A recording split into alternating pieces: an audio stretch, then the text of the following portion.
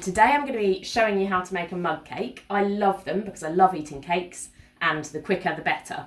So I'm going to talk you through the ingredients first. You can see I've looked all of mine out first, which really helps. We're going to have 4 tablespoons of flour, 3 tablespoons of sugar, 2 tablespoons of cocoa powder, half a teaspoon of baking powder, 3 tablespoons of the milk, 1 tablespoon of oil, and then I might put a bit of peanut butter on the top, but we'll see how we feel. Right, so I'm just going to take my tablespoon and I'm going to start measuring that out. So I've got my flour first. As I said, we've got 4 tablespoons. We're going to level them off to make sure it's nice and flat on the tablespoon. 1, 2, 3, and final one, 4. There we go, in it goes. And then I'm going to put that to one side because I know I've used that. Then I'm going to take sugar. I've got granulated, but I would suggest caster sugar. It depends what you've got in your cupboard. So 1, 2, 3, in they go. We've then got 2 tablespoons of cocoa powder. I use a nice dark one, but it doesn't matter. This is what gives it that lovely chocolate flavour. So we're going to do 2 of those, in there you go. And each time I'm putting what I've used to the side because it helps me remember that I've already put it in.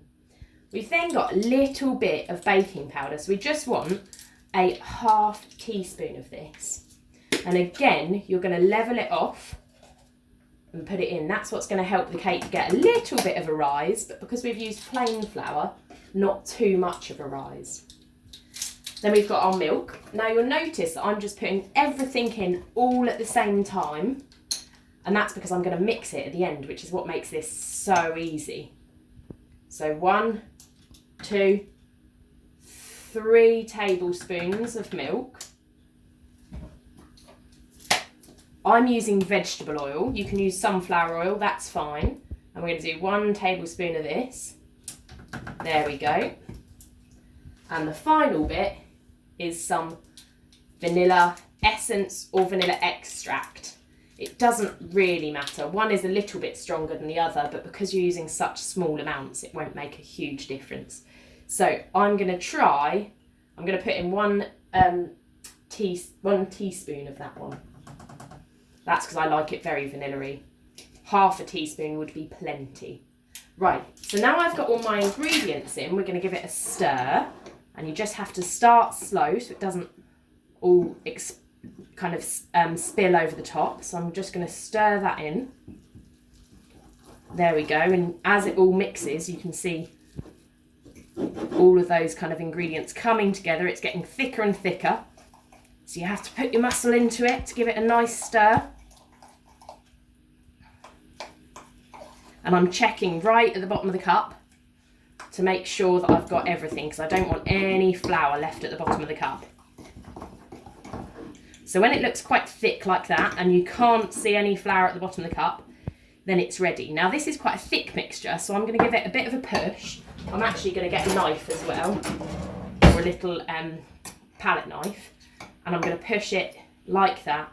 I'm going to try and push it down so that we try and get it as level as possible, as flat as possible, but it doesn't matter too much.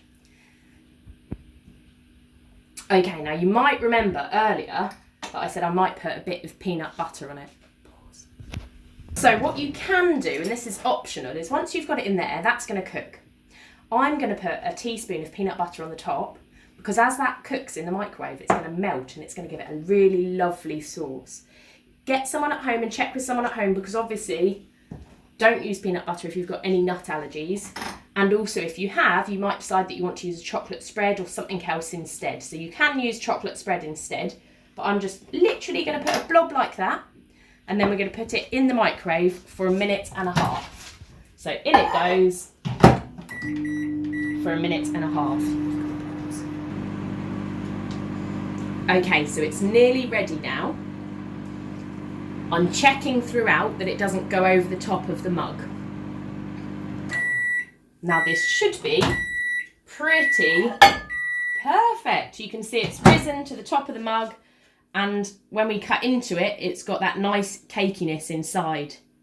So that's done.